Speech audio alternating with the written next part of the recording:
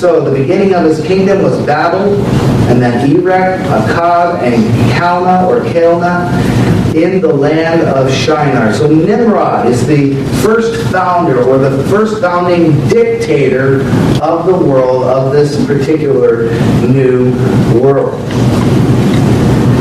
So he rebels the command. He congregates a bunch of people in these particular cities, as we're going to see. And what you're seeing in chapter 10 is sort of a overview of what happens as the nations grow. When we get into 11, it kind of goes back in time a little bit, but this is just to show you where everyone had spread out. So he begins the kingdom of Babel. Okay? Now it proves that he's a rebel in what we will see in chapter 11, but just turn back to 9 verse 1, really just a page back, to show you that he was rebelling.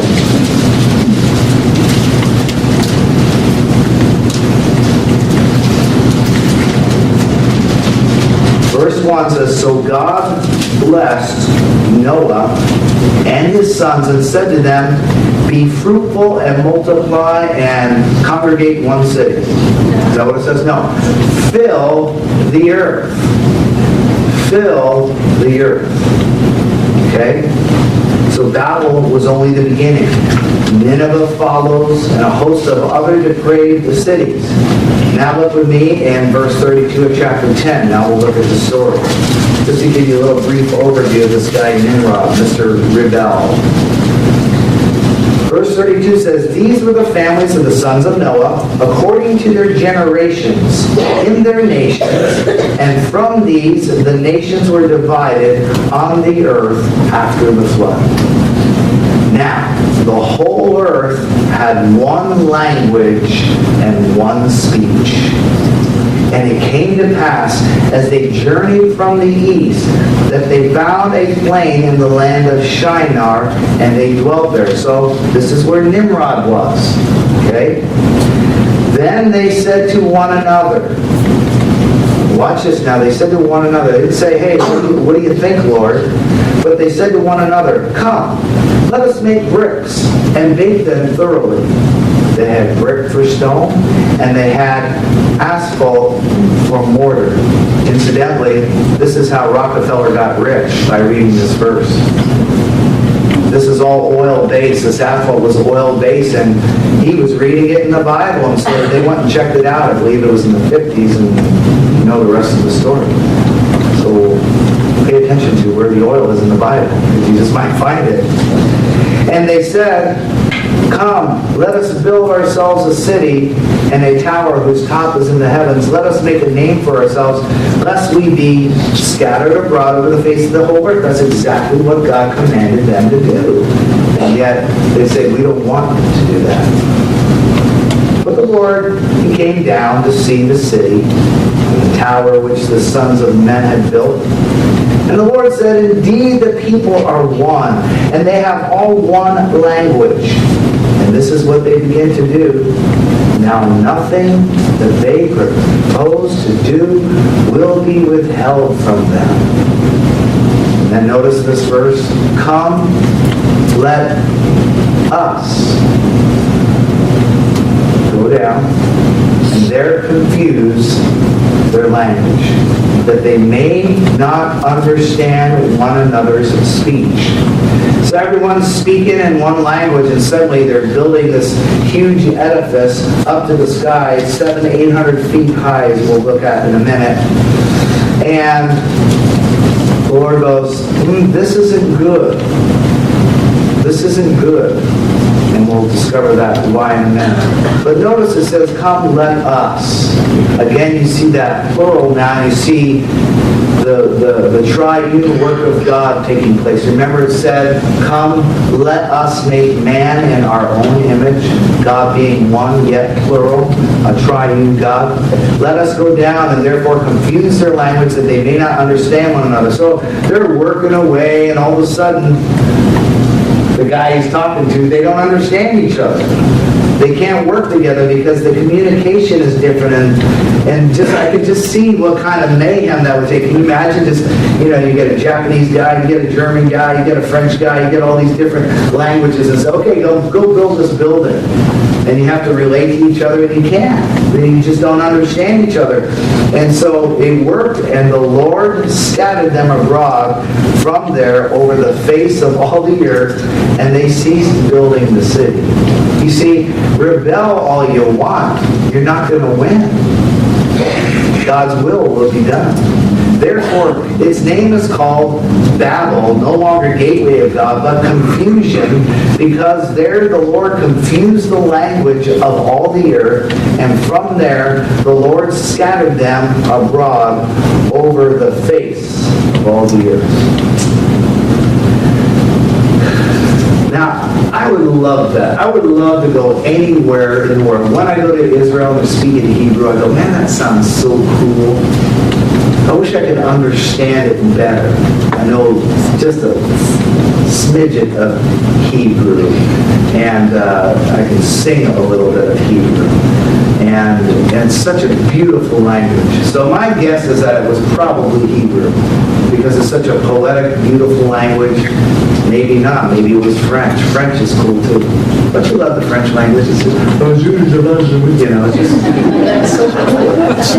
I love to talk like that. I just think it's cool. And so here now we're seeing the fulfillment of Noah's prophecy that this curse was going to follow in the lineage, Nimrod being Canaan's nephew.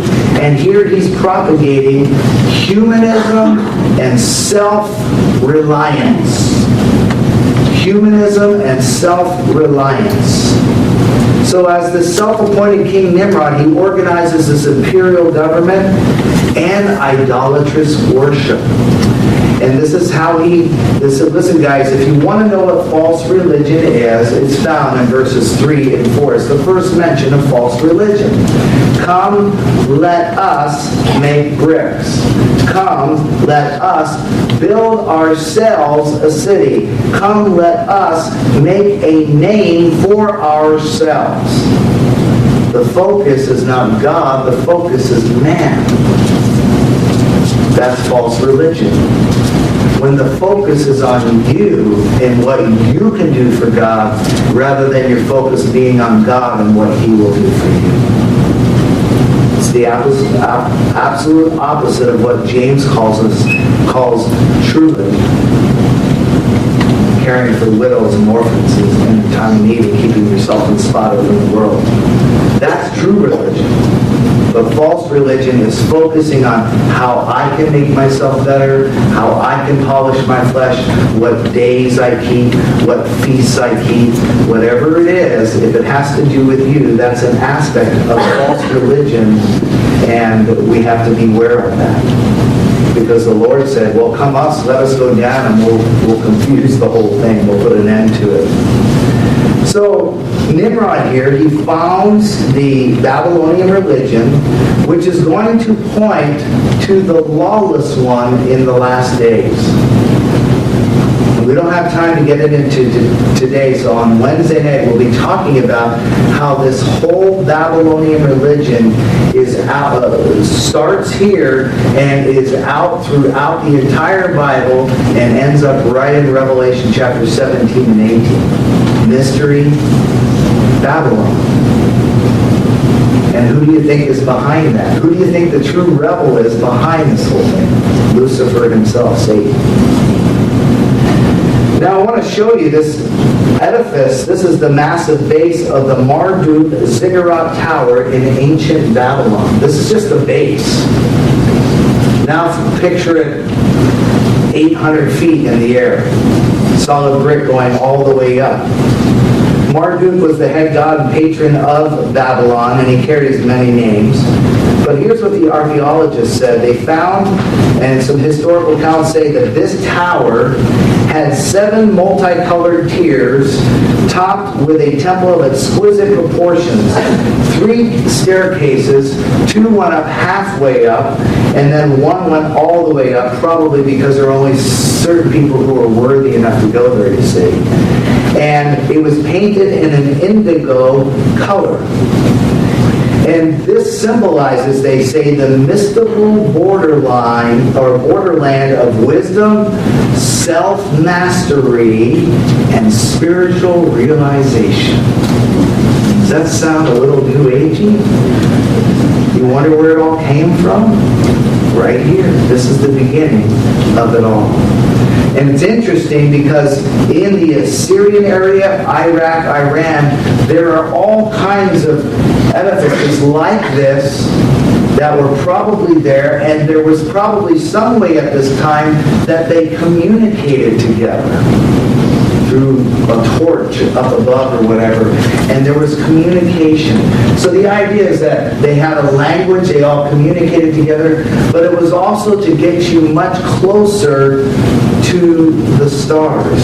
Because Nimrod sought self-realization through astrology, not theology, but astrology. Now, the original intent of the zodiac was not so much for horoscopes, but for signs.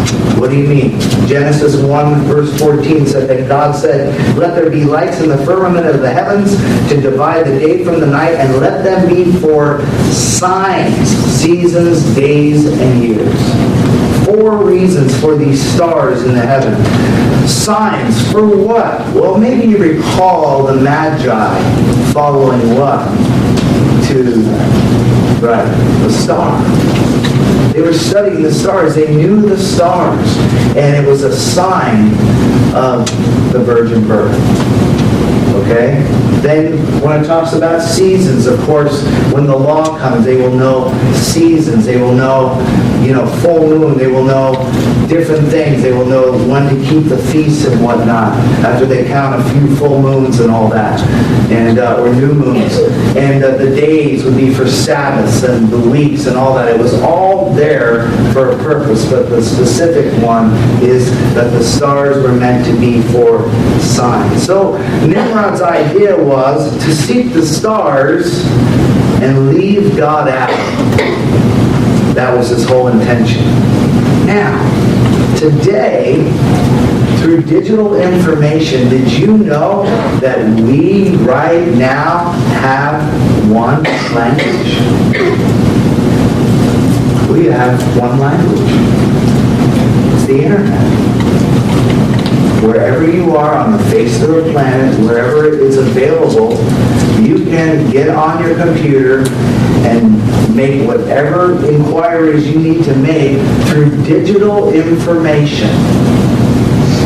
And it's interesting to me because right now, man, it is being used for great things. I mean, my wife has been able to find so much different information about her celiac disease. It's wonderful to be able to go, man, I have these particular symptoms, and you can look it up before the doctor even looks at you. You can get answers, and it's so awesome as long as it's being used for that.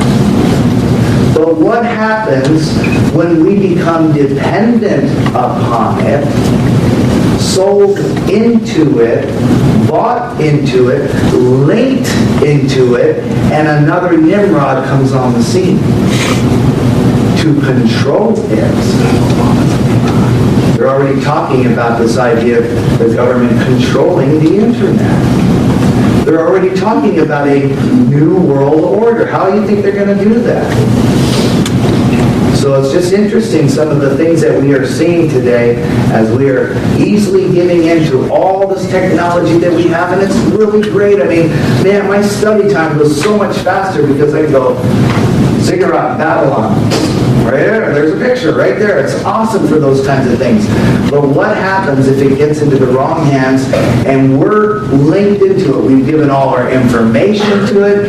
Everybody can trace you on Facebook. You've got a cell phone with GPS. It can locate you. You can be found anywhere on the face of the planet because it's one language. Comforting, isn't it?